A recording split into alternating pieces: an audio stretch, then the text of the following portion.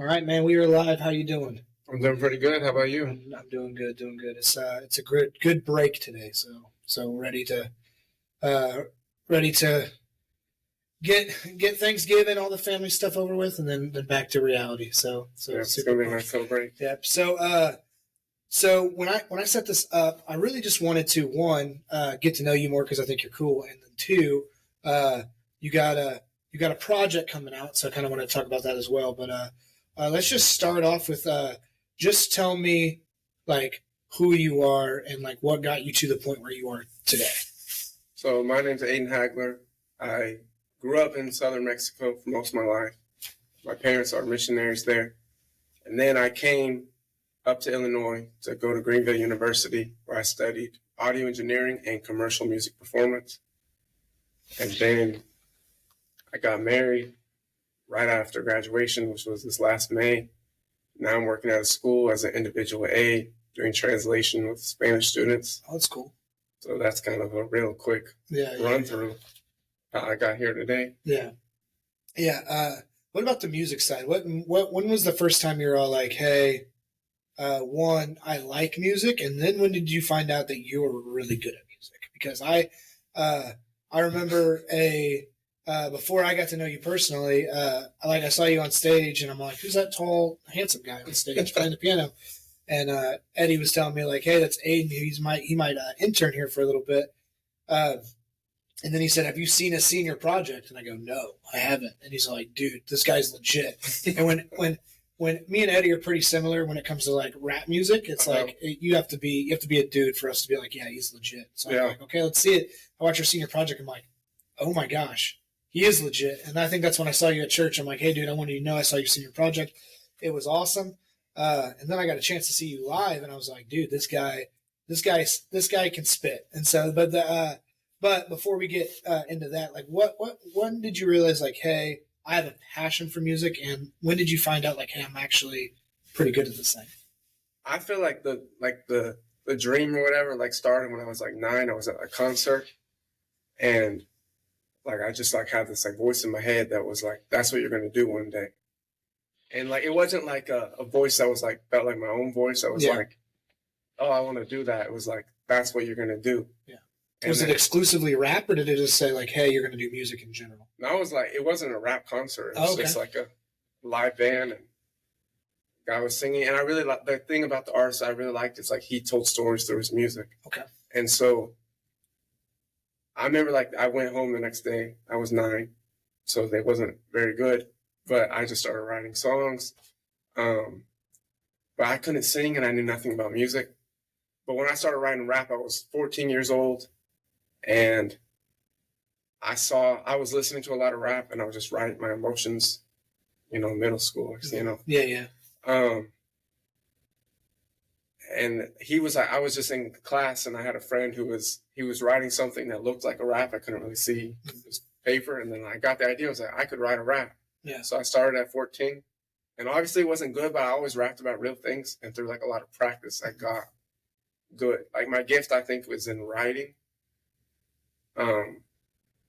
And through the practice, I grew the musical side. Okay. Yeah. So you're just like, man, like from what it sounds like, you correct me if I'm wrong, obviously, is like, hey, processing my feelings and my emotions on page is what I'm good at. Yeah. And if I can find a way to like, because poetry's cool, but it's like nobody's not a lot of people are going like what is it, slam poetry or whatever. Yeah. But yeah, and I feel like me and you like NF, and I feel like you like when you rap, it reminds me a lot of NF, and it's like that real raw, like, hey, this is what I'm going through, this is what I'm battling, these are the feelings that I have, and it's beautiful to like watch it, like listen to it like on Spotify, that's cool, but when you watch it live or like that recording that I'm on, like dude, I feel what that guy's going through. Yeah. And is that like kind of your goal and your Yeah, for sure. I feel like when I'm like on stage, like you can just like, I can put people like you can see what I've been through the way I am on stage. Yeah. Like when I'm like people at work, they found my music, and they were like, the thing that they were like so shocked by was like how like, just like, they're like, I wasn't chill at all. Yeah. But because like in person, when you like meet me, I look like a chill dude. Dude, I was surprised. I was like, Aiden, like I met you once, and I'm all like, yeah, like he's cool. And my exact thing, I'm pretty sure I was like, yeah, he's chill. Like he's like, no, dude, that guy can rap. And so, yeah, you're kind of like you ever watch Harry Potter? Yeah, right. You're kind of like the tents that they go in, and it's all like on the outside. It's like, oh, that's a pretty big tent. And then you go in, and it's like, boom! Like that's how I felt like when you were rapping. So like this dude's cool, and then I'm all like, oh, he does music, like that's cool. And they're like, no, he does like he raps. And then I listened to it, and I was like, oh my gosh, man! Like I don't even really understand why, but like the second like it's like I just get on stage, it's like I feel so comfortable to be just my full self, my raw. Yeah. Like, because people don't go through life every day. Like, you can't go through life every day carrying every emotion with you. Like, you have to act professional. Yeah. But, like, when I'm on stage, it's like, that's my place where it's like raw and it's real and authentic. And it's like, I can dig into, like, pain I've been through or things I've seen growing up and just express it. Yeah. Yeah. So you said your parents were missionaries in southern Mexico? Yes. So walk me through that. Like, what was that like being a missionary's kid, not looking like the people that you're around, and just like, because I'm guessing you probably fluent in Spanish as well as English. So it was kind of like, what was that like? Just growing up in an area where you're kind of the odd guy there. Like everybody's like what's going on? This white kid speaking Spanish. Yeah. Like, so just walk me through that. I feel like there was definitely like so many times that it was very difficult. Yeah. Because it's like no one looked like me. Like a lot of people didn't speak the same language. Like I did have like other people who looked like me and who were like me, but they also like grew up in Mexico. So like they could also relate to that. So that was awesome. And like there was times like that was like very difficult, but like also like when we would come visit the States, it would be difficult here too. Because there would be like, I'm not really like them. They ask me where I'm from and I tell them. I was like, well, I grew up here most of my life. And people would be like, well, where are you really from? Or how is it in where you're from? But I would be like, but I grew up here. I get it, yeah. But then I would go back to like where I was born, like where my parents grew up, and people would look like me, but I would feel different. Yeah. Because I'm not used to the customs and the traditions of like the Western culture that America is. Yeah. And so like on both sides, it would feel like odd one out type thing. Okay. In a way, sometimes.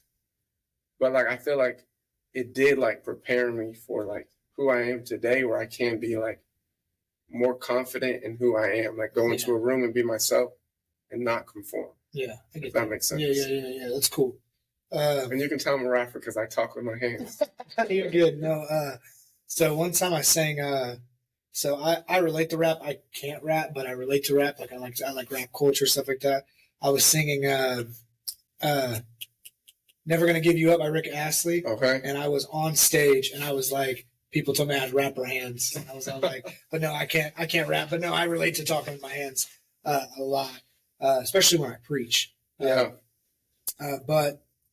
yeah, man, Southern Mexico. So why did your parents say, hey, you're from the States originally? What was like their determining factor? And you may not know this, they may have not told you this, but what was like their determining factor? Like, hey, we're going to move to Southern Mexico. Yeah.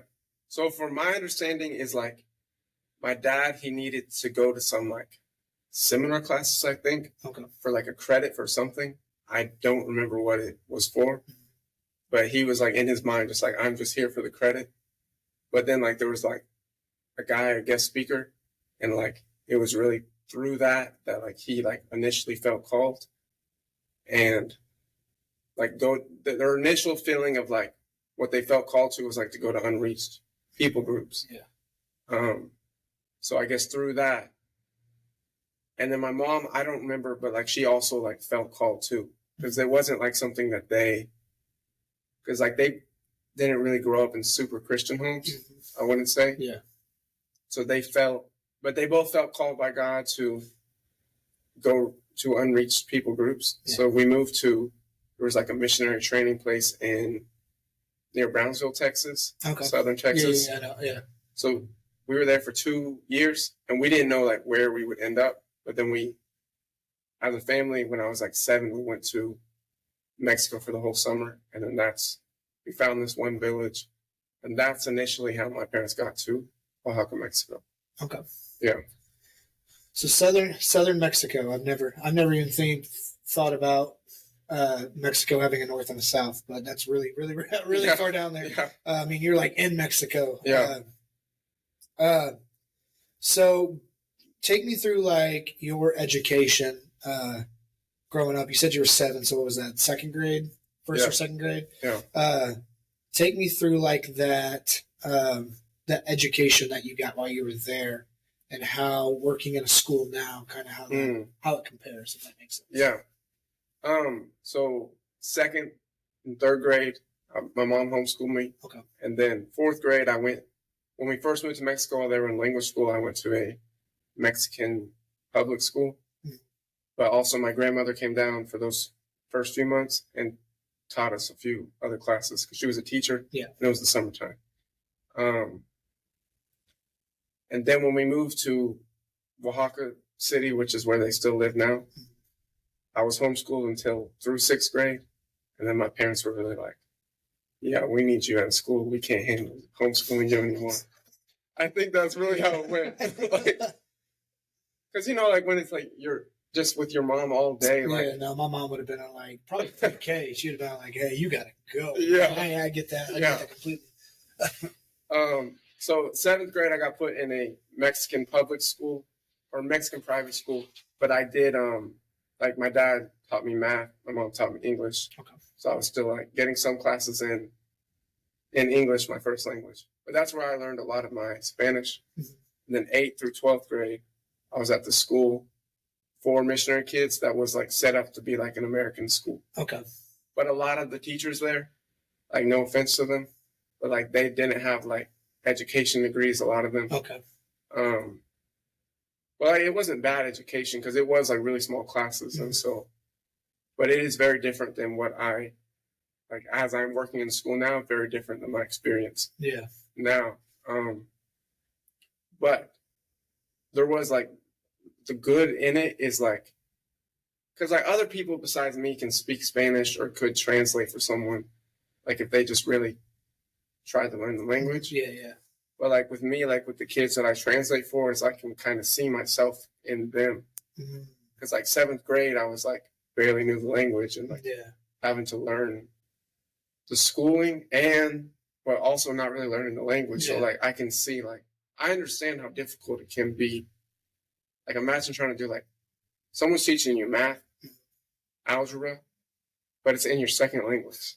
Like yeah, algebra's already hard enough. I can barely do a Duolingo without getting mad, so I could imagine. Yeah. But it's definitely very different. Like the school I'm at now is way bigger, but it's kind of cool because like I'm out of school, like working at school, where I get to experience like high school football games. Yeah, I didn't grow up getting to. They have any type of? I'm guessing soccer is a primarily big sport in Mexico, but yeah, was that kind of like did you have to be engulfed in that the soccer culture, or was it just like not really much opportunity to do anything extra besides school? Like our school did not have any sports teams. Really? Me and like some of my friends one time were trying to like find a way that we could start our own basketball team because we were like, this year we finally have enough talent we could compete. Yeah. But it never worked out. But like, so that is something I missed out on in sports. Because changing the subject a little bit, but like something that like I grew up like I think about sometimes is how different of a person I would be if I had grown up in the States. Oh, yeah. Because like with like who I am, I feel like my personality and the passion I put into rap, the way I've always like gone about it is like treating it like a sport. Mm. Yeah. So like getting those repetitions, like I'm just thinking about me with football. Yeah. Like my first year of football, I was horrible.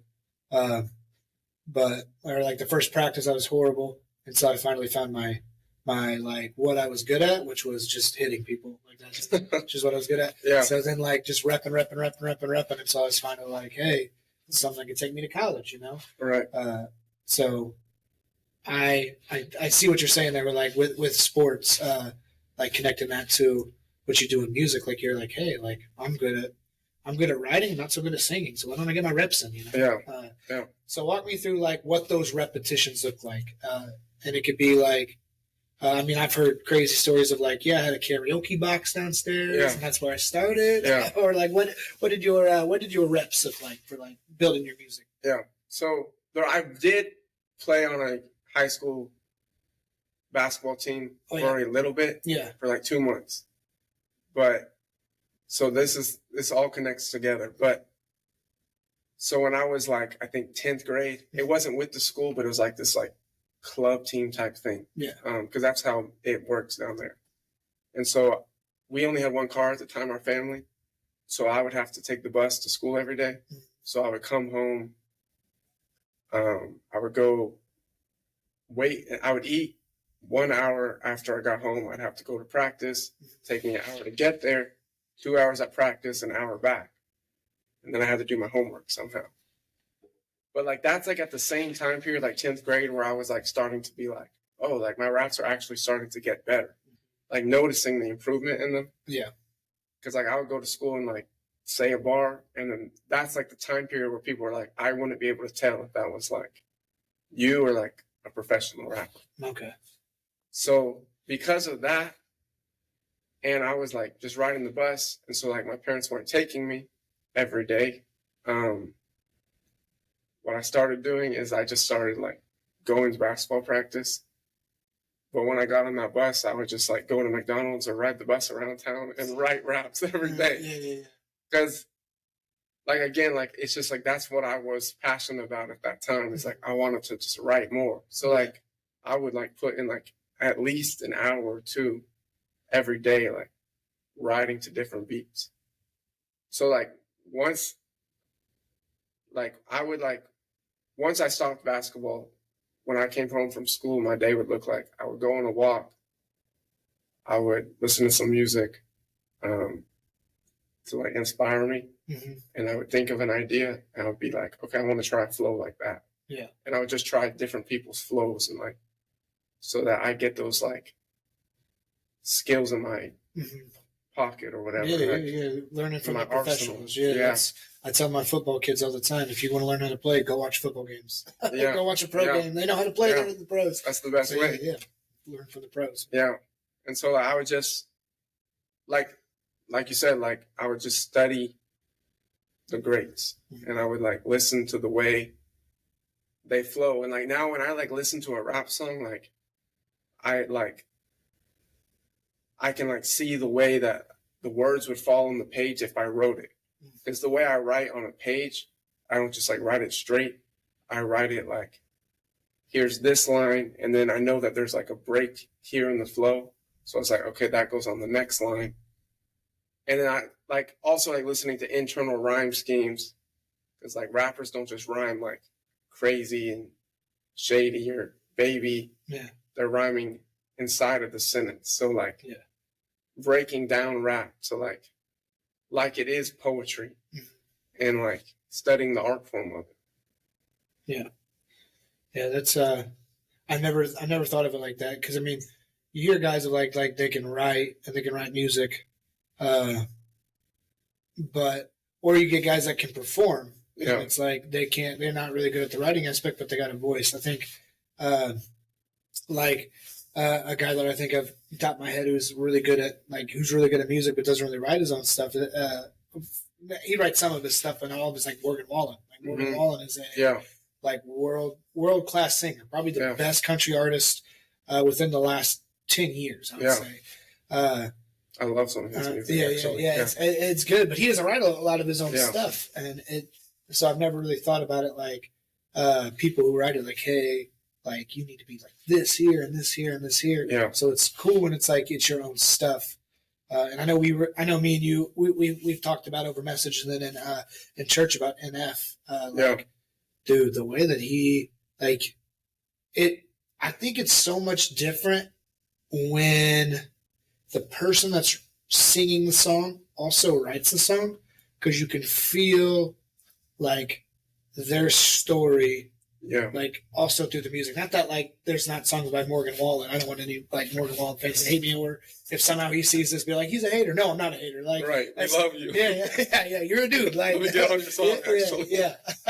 But it's very different. Like when, for instance, like between him and Zach Bryan. I know Zach Bryan has a lot of hate right now, but Zach Bryan writes the majority of his music. It's just like you can feel something different. Both are good. Both are world class, and both are like, both are some of the best at what they do. But it's like a different feeling. Like I don't like if I wanna feel something, I'll go to one artist, and then if I want to just hear really good musician do really good things, I'll go to another artist.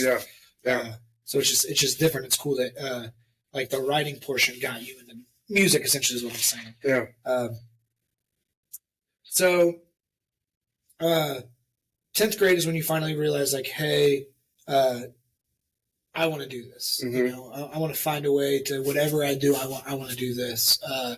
So 10th grade, post 10th grade, what does that look like to like transition throughout high school, going to Greenville? Like, what does that look like? Like, what made that decision of like, hey, excuse me, very good. This could be a place that could help me get to where I'm.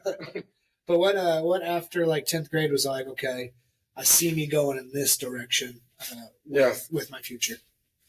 I mean, I feel for me, like, in my mind, like when I was thinking about what I would do after high school, I didn't really like know exactly.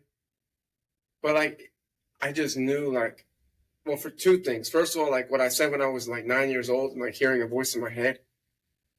And then like didn't write music for a couple of years, and then it found its way back to me. Because like in those several years before I was writing music, I was like 12 years old studying like John Piper sermons, because I was like writing sermons. Yeah. Or I was writing like fictional books, but like based on my life. But then like music finding its way back and becoming like my main form of writing was through music. I knew that like there was something there. And also there was a sense of like, I didn't know what else I was like good at. Like in my mind, it was like, at that time, it was like music is the only thing. Yeah. The only thing that people ever told me was like, wow, you have a talent there. Yeah. So I was like, well, I have to do it. But not in like a bad way where I was like, dang, I don't want to do it. I was very passionate about it. So I started looking for universities. And so I thought about, as a family, we were watching the show Parenthood. And there's a character in the show who was an audio engineer. I was like, oh, I could do that. So I really just like was going to do that. But my only purpose in doing it was just thinking about like, if I do that, I could find connections of other artists. Yeah. Like my whole life, like that was my main thing, was like finding people to make music with. And then I applied to several schools, and Greenville had the best scholarships and a good music program. So that's how I ended up at Greenville. Okay. Yeah. So it's all like, hey, they gave me the most money. That's why. That's why I'm there. That's a very fair reason. Yeah. So walk me through like kind of what you learned at Greenville. I know we have like DOs who's somebody who we both know, and even like Wyatt Boyer, like somebody that we both know. What and they went kind of major wise, they're kind of like in that same group. When you got to Greenville, what like ignited that flame even more, if I should say? Well, I feel like I had to be broken down before I could build up again. Okay. Because like I remember like my confidence would come off as arrogance in a way. Yeah. So honestly, like the name of this EP, Arrogance, that's dropping very soon, or by the time this comes out, it might already be out. It comes out November 28th. It's like basically playing into it. It's like, oh, you said I'm arrogant, then I'll show you arrogance type thing. Okay. Because in my mind, I wasn't being arrogant. In my mind, I was being competitive. Dude, you're firing me up right now. like a sport, you know? Yeah. No, I'm ready to run through a wall. Keep it going. Like a football player when they're going on the field isn't like, oh, I suck. Yeah. They're not walking in there like I suck.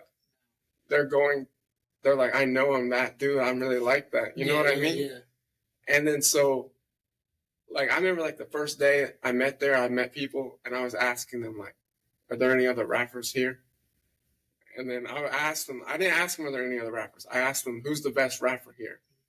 And then I remember I was like, this is my first day at the school. Like, classes haven't even started. And I was like, well, they're not going to be the best rapper anymore. But I do understand how people take that as like arrogance. Yeah. But in my mind, they're like this cocky 18 kid coming in here. Right. Like he's like, they're not going to be the best anymore. Yeah. But like, in my mind, that was just me. That wasn't even me trying to like make a certain like statement. Is this like statement or like I want to be perceived as like this like cocky. That wasn't even what I was thinking. I was just like, I'm gonna be the best rapper because that's what I do. Like, yeah. No, you. To me, what it sounds like I would say to like normal ears, it's like, oh my gosh, like who is this guy you think he is coming in here saying things? But to me, what it sounds like, it's all like, hey, I'm coming in. So to put it in like football perspective, I'm coming in as a freshman. Who's the starter? Because I want to take their spot. Yeah. Like no matter how good they are, like I want to work to be better than them. So I get to play on Saturdays, and like my name's getting called in the loudspeaker, and I'm now football's a team sport, obviously. And it's like I'm helping the team win. So it's like to me that's kind of what it was like. Where am I at on the depth chart? Yeah. Where am I at on the depth chart? And by the time I'm done, I'm going to be on the top of the depth chart. Right. In my mind, that's what I hear. That's saying. like because that's what I was like thinking of it as like to me like rap like going back, I saw it like a sport, like.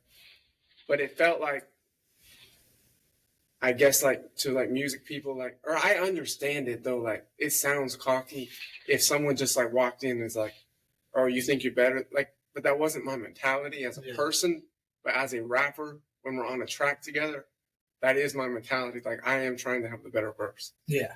Like, yeah. Yeah, I mean, I think that's healthy. Now, I'm not a musician, but I feel like for me, I played better when I knew somebody was on my heels. Like I knew somebody was about to jump over, and it's like, hey, I got to find something inside of me. So I would say if anybody's kind of like offended by that, they need to understand, like, hey, at the end of the day, like Lil Wayne isn't where he is because he was like, hey, I'm cool with being second. You know, like every verse that he's on, he's trying to have the best verse. Yeah. I think of the song Forever. It has Drake, Kanye, Eminem has one more. I can't think. Oh, Lil Wayne. Lil Wayne, yeah. And it was all like, they all made their verse, and then Eminem dropped his verse, and they're all like, oh, we got to go back. Yeah, Kanye said, I got to go back. Yeah. Kanye, the most confident person, I think, on the face of the planet, said, hey, I got to go back because I know Shady's coming for me. Yeah. And so I think that's healthy. And that's when you get the best product. Right. Because like, I want someone else to push me like that. Yeah. But like when it's just personal talking, person to person, like it's going to be mutual respect. But when we're on a track, like I want, like if you're not pushing me, then like, why are we doing a song together? Yeah. You know what I mean? Yeah. No, dude, I like that. I like that. So yeah, walk me through a little bit more of Greenville. So freshman year, you come in. Yeah. You're like, hey, I'm not arrogant. I'm just confident, and I want to be the best that I can. Right. Obviously, that I can be. I want to be the best. So, yeah. What kind of happened after that? I feel like, because like that's who I was as like an artist, but that's not who I was as a person. Because like as a person, I'm just trying to figure out life in a new country by myself in a place where I know nobody. Yeah. But it felt like for a long time, I regretted that I came in like that because it felt like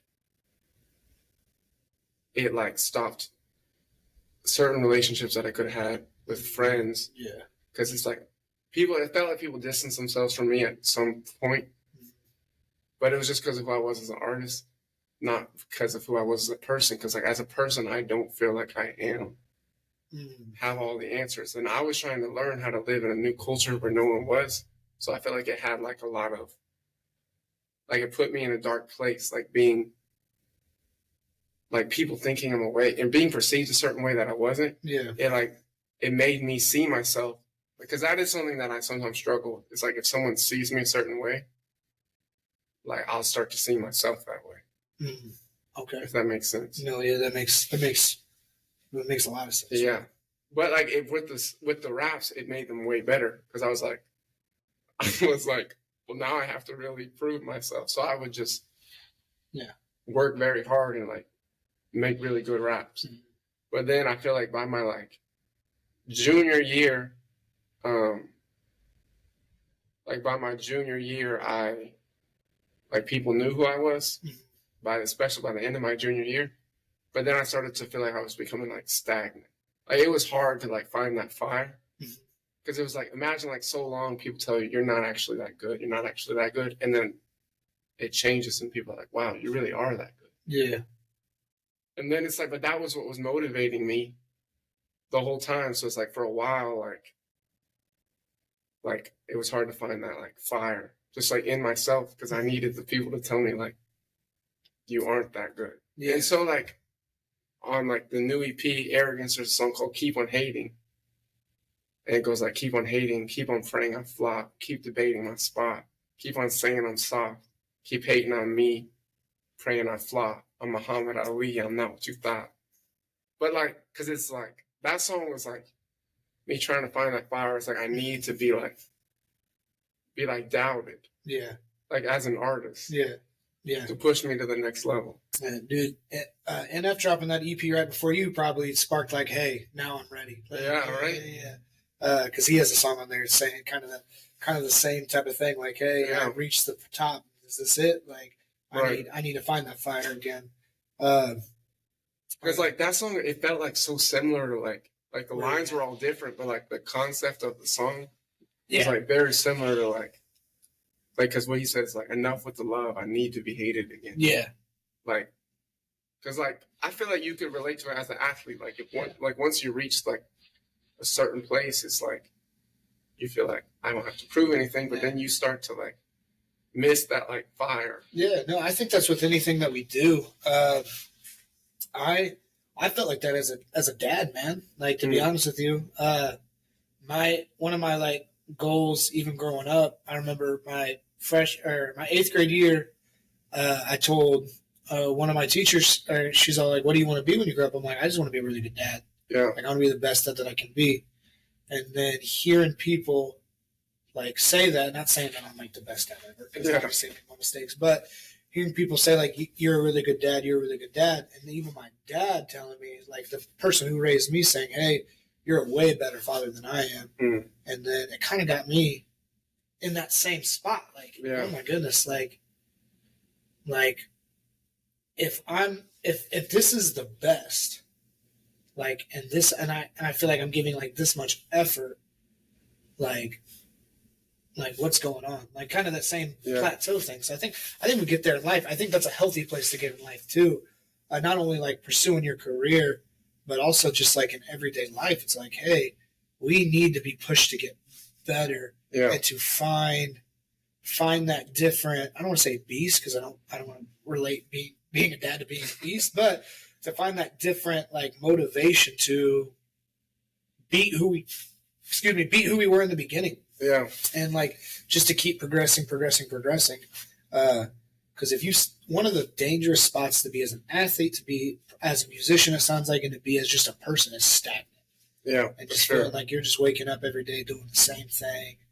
And I would say even getting praised about it, like getting praised being stagnant, is when I hit my most like mental, like, if that makes sense. Like stuck. Yeah. Yeah. And so like, and being a Christian, I'm like, God, is this like, you've kind of given me everything, that I wanted, but I don't feel like it's enough. What am I missing? Yeah. And so it sounds like similarly, that's where you were at in your music. Yeah. Yeah. So you get there. So I would say, what made you kind of, what started to ignite that fire again, I would say? I feel like just recently, like I'm like getting like that fire for like rapping again, because like I've been like writing a lot of new music, and I think it's my best music I've ever written, like lyricism wise. Because like I'm dropping this EP, and then I'm dropping 3 more EPs that are all rap. But then after that, I'm gonna do an album, and everything's gonna be made from scratch. So I'm not gonna buy any beats. I'm just gonna work with producers. And so everything will just be a song that started just me on the piano. So it's like a lot of singing. So I feel like I had to find the way I found the fire at first, just for music, was just like trying different things. Because I also feel like I've been in a different space in life, like graduating college and like doing real adult life for the first time. Yeah. Um, Dude, they need to write a book about it because it's the hardest thing. yeah, yeah. But like what it's like brought out, inspired me was just like more songs that were singing, that were different. But like they were really good. But I feel like finding the fire was like following the inspiration my life hit me. Like I wasn't forcing myself to write raps. Because I didn't feel that like that fire, that strength, or that confidence maybe. Because I feel like rapping, it does take a certain like confidence. Yeah. Like if you're not feeling confident as a person, your rap's not gonna sound good. Yeah. Probably. But I feel like recently, like I have been like finding that fire again, but it's just like by like I don't want my best verse to be behind me. Like I'm only 23. Like it can't be like there is more. Like Yeah. Like you're still progressing as a person. There has to be more. yeah, There has to be more talent deep inside you. yeah. I get that. Yeah. Like and so like trying to compete with myself, because it's like hard because like I'm not in a place where it's like in college it was like every day like or every week I'd have like a performance or something, or I'd be getting on stage to rap or something. But like not doing that as much, it can be hard because like you just get like stuck in life and thinking about bills and things, and then like you're not. I don't know. It's harder to get into that zone as like a rapper. Yeah. But like you just have to like find it, like just wake up and make a decision to like I want to be better than I was yesterday. Yeah. No. And I put out a TikTok this week just talking about me versus me. Yeah. And I finally got to a spot where I'm all like, hey, instead of proving my haters wrong, why don't I prove me wrong? How about I get up out of bed? How about I go work out at 4 a.m., which is a ridiculous time to wake up. Yeah. I don't know why. That's my only time I get to work out. But it's the only time, that's the only time I get to work out. Yeah. So if I know that's the time I'm going to go work out, why don't I do it? Why don't I prove myself wrong? When people say, hey, you wake up at 3:45 to go work out at 4, yeah, I do. Yeah. Why do you do it? Because I wanted to prove myself wrong. I wanted to prove myself that I could do it. And it's like last year I was a little heavier than I am now. I was like 250, and I'm like, hey, I want to lose a bunch of weight. Like nothing drastic. I've never really been able to stick to a diet plan. I want to stick to a diet plan. Yeah. So I'm like, once again, prove me wrong. I've never been able to do it. I did it, lost a bunch of weight. It's like cool, but I think where people get stuck is like, hey, so for me, I lost all that weight. And I'm like, is this it? Like, was this going to make me happy? You know what I mean? And so I feel like we always try to find like our happiness in the next thing. But as a Christian and as a man who tries to be like Christ-like in everything I do, like I'm so reminded of like the woman at the well where he's all like, hey, if you keep chasing the things of this world, you're going to end up thirsty. Yeah. But only I can like satisfy that thirst through me. And so instead of trying to be happy all the time, like, hey, I just want to have some joy. Like I just want, even through my darkest pain, like I know the joy of the Lord is with me. Mm-hmm. And it hits. It's when I pray for things like, God, help me get to this. Hey, help me get to that. And then I get it, and I'm all like, is this it? Why didn't that make me happy? Yeah, like why didn't that make me happy? Yeah. And I feel like this reassuring thing, like God, or like this God keeps telling me, like, hey, you're not happy because you did this for you. The only you'd be happy with it if you did it to show me glory. Yeah. And so, man, and it's hard. And this is where a lot of not just pastors but people get it wrong. It's all like, hey, like for me, I feel like I'm one of like I preach very well. Mm-hmm. You know, there even when I'm like using a curriculum or something, like I feel like I'm really good at like, or God uses me very well to like communicate the message He's trying to communicate. Yeah. Fairly well. Not saying like I'm the best. Like I'm no Furtick or I'm no Judah Smith, but yeah. Like, for the realm of like where I'm at, I feel like I'm pretty good at doing that. But for a long time, I was preaching messages to be a good speaker. And it's all like, man, you in the line of work to show people God, and you still worried about you. And so, just recently, I would say within the last few weeks, I finally have gotten to this, like, you know what? I'm tired of like trying to show people like, hey, I'm a great speaker. Hey, I'm a great teacher. Hey, I'm a great dad. Like, it's finally like, hey, I'm going to do all these great things, and I'm going to keep proving myself wrong and just keep progressing, not to like be a better, obviously to be a better me, but to when people are all like, why do you keep doing this? Why do you keep doing that? And so like, I just want to show God glory. God demands my best. Yeah. Like, I feel like that's where a lot of people also get it wrong. It's all like, hey, God demands your best. Like, if you're stagnant, that's God showing you, hey, I need more. I want more. I deserve more because I'm God. And I want to give Him I want to give Him my best because I don't deserve any. Yeah. Like He gave you a gift, so like, who are we to like not use it for Him and also do it to the best of our ability? Yeah, and I feel like with your music, like I can see, like, for me, especially with the song "Dear God," I saw myself so much in that song because there's been so many times I've been like, God, like, what's like, I don't like the situation I'm going through, but I know that if I keep my boots on the ground and I keep digging into you, you're going to turn this into whatever it needs to be. Yeah. Whether I like it or not, like, it's the best thing for me. And I heard it the first time you came and you rapped for that little joint service we had. And I was like, man, like I feel that. So let's talk about that song for a second. That "Dear God," like what was the inspiration for that song? Where was that finally like, hey, God, I need some answers? Because that's kind of what I felt like. Like, you were definitely at a low when you were writing that song, and you were all like, hey, I can kind of see the light, God, but there's a lot of pain happening. Yeah. So kind of talk me through the motivation of that song. I think that song was like born out of just like you said, this like questions in my life, like I believe in you, God, but like, where are you showing up in like this situation?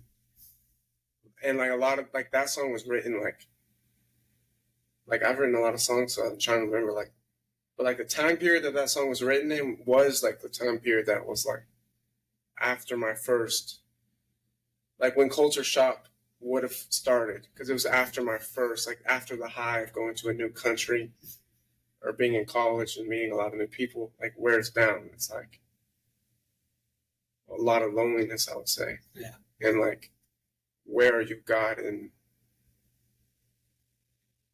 this situation where I can't hear your voice? And it's like, I know that you're there because I've heard your voice before, but like, where are you, like right now? Yeah, like, why are you not speaking more? Essentially, is what kind of what I'm hearing. Yeah, just like hearing, like, feeling like you're trying to talk to God and all you're hearing is silence. But sometimes I feel like in other things I've written more recently, it's like sometimes I can ask God those questions, but really I'm just using that as an excuse not to follow Him. Because like I'm saying I'm hearing silence, but it's like really sometimes I'm just complaining that I'm not hearing His voice when I'm not actually trying to follow Him in my day-to-day life. Like, how can you expect, like how could I, in the same way, like, how could you expect to have, like, a good relationship with your spouse if you don't put in the time? Like, if you're never trying to make her a priority, if I'm never trying to make my wife a priority, then how would it, like, be going well in that time period? But, like, in the same way, like, Like that's an analogy for like, it can be an analogy for my relationship with God. Like I'm not trying to read his word, or even I think more importantly, like spend time in prayer. Yeah. And actually like try to listen, and yeah, then how can I be mad at him for not? Yeah. It's kind of like that. I think of it as like somebody in a toxic relationship. Like, Yeah. you love this person, but they only communicate with you when they want something. Yeah. I feel like I can relate to that. Like, I'm like, oh yeah, God is good. God is good. Yeah, God is good. But then in my heart, I'm all like, man, where you at, God? Mm-hmm. And God's just like, hey, I never left. He's like, but at the same time, like, I think we, and especially in the Western culture, we get arrogant in the fact that like, we kind of use God as a crutch. God doesn't want to be a crutch. God wants to be the center of everything that you do. Yeah. And so when you are not actively like putting him at the center, it's not that he's not talking. It's just he's not going to be in a toxic relationship. Mm-hmm. In my mind, I just came up with that on the spot. So thank you, Holy Spirit. Yeah. But, yeah.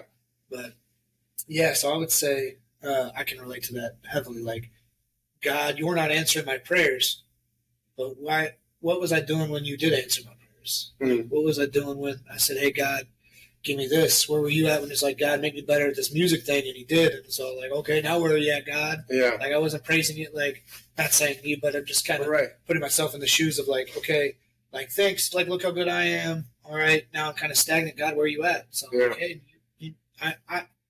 where was my praise when you were getting what you wanted? Mm-hmm. You know? I can feel like that when like I have two beautiful kids. It's all like, God, where are you at with me as a father?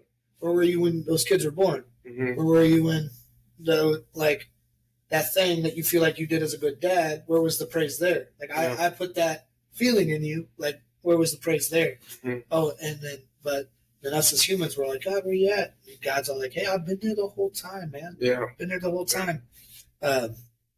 So I feel that.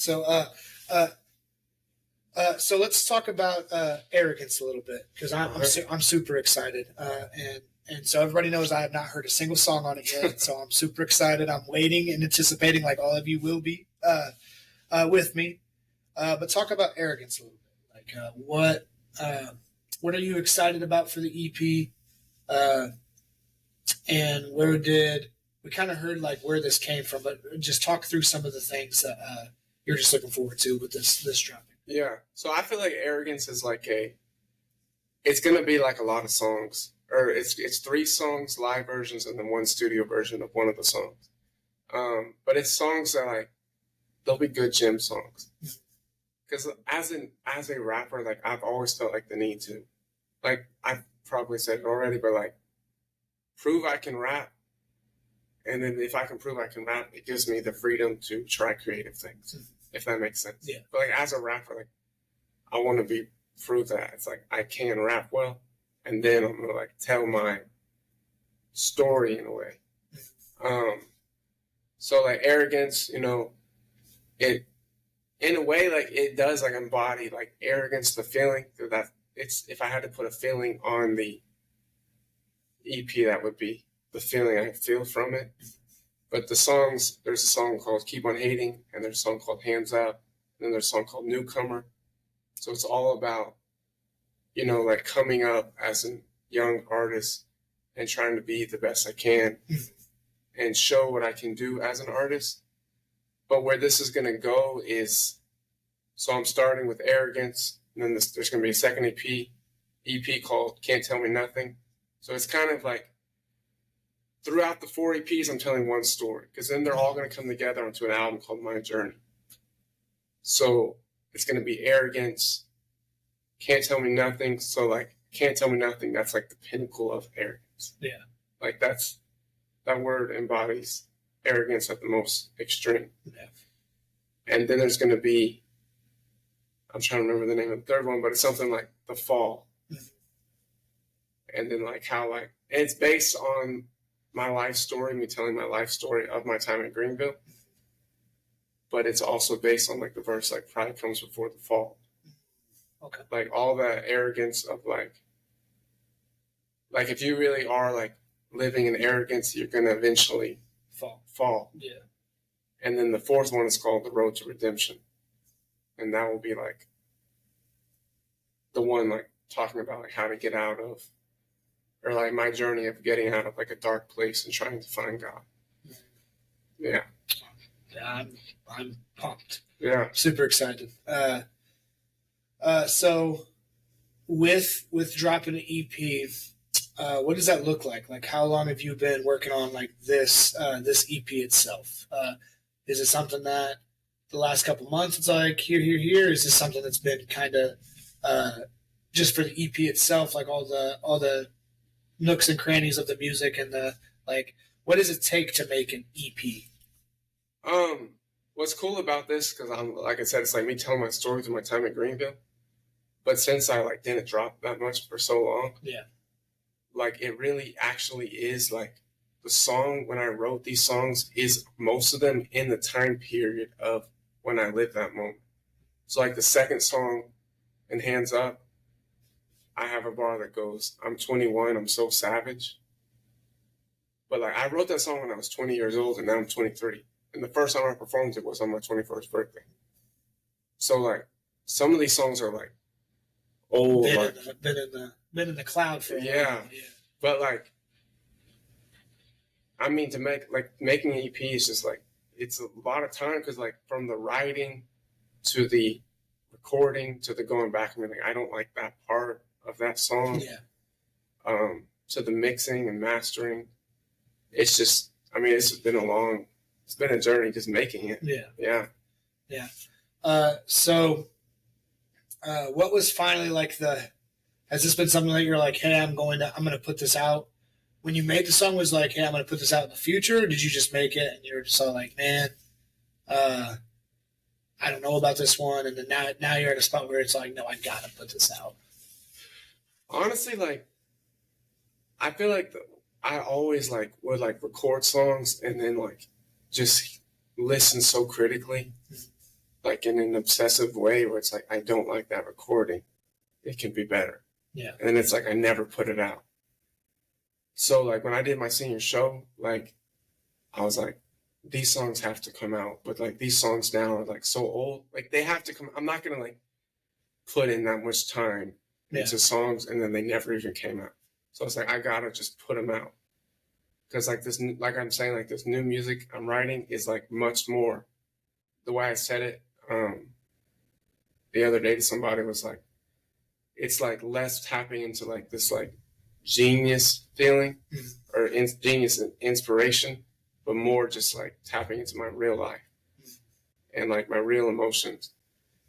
But like I was like, I have to get all this other music out somehow. So like when I did my senior show, like I was like, let's just record it all onto Pro Tools, remix it, and like there's some parts that like I did like overdubs for like some lines in the studio. But I was like, those lines you can tell I was getting out of breath. So let me re-record those 2 lines. But I'm very excited people can finally hear them. Yeah. I mean, I listened to the senior show, and there were some songs, and I'm like, man, why is this not out there? Why is this not out there now? Now it's making sense. Yeah.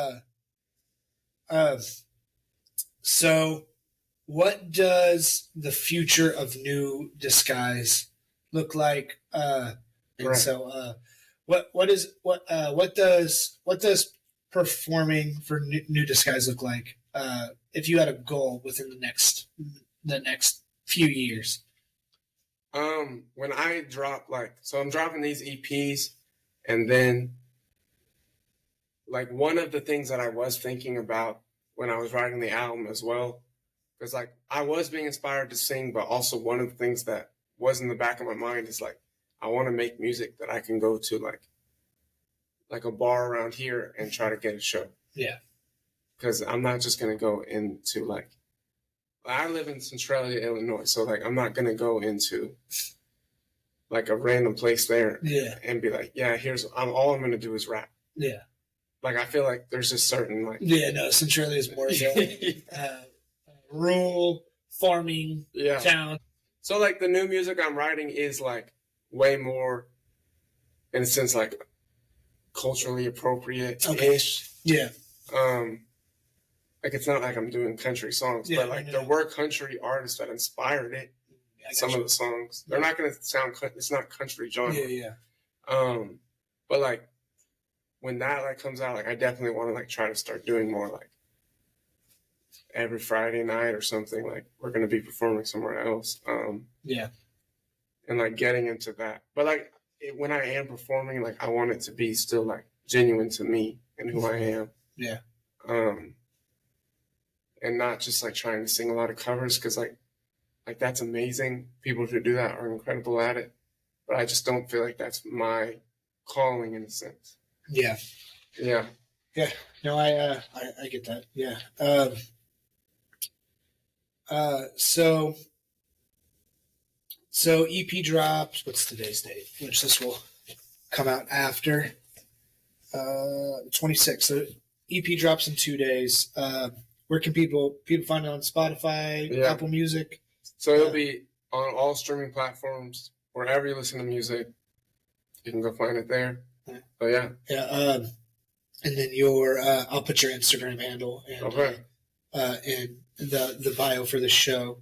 But to close it out here, as we're approaching our time, what is like a message that you would like to give? I always like to do this because I teach middle school and I do youth, so I pour in a lot to the next generation. Yeah. For a kid that's sitting there and it's like, hey man, like I feel like I got this gift. Like, what would be a message that you send to, like yourself, 23, or you would say, hey, to your 12 or 7-year-old self, or whenever 9-year-old self, like, hey, like any motivation or anything like that. I would like honestly say like just like don't get stagnant and like work consistently even when you don't feel inspired, like in whatever it is. Like if it's like sports or music, like if you have a gift, that's great, and you can't make it without a gift, but like hard work even beats a gift. Like, so just like work hard and like see where that takes you, because hard work will always like pay off in the end in some form or fashion. Yeah, I think the saying is like, hard work will be talent when talent stops working hard. Yeah, or something like that. Yeah, I think Adam Sandler said in the movie Hustle, something about being like you can love something, you could love to do something, but if you want to make it, you got to be obsessed with it. Yeah. And so that's a good thing. Well, thank you for coming on, man. I appreciate you. Thank you for having me. Yeah, thank you guys for listening.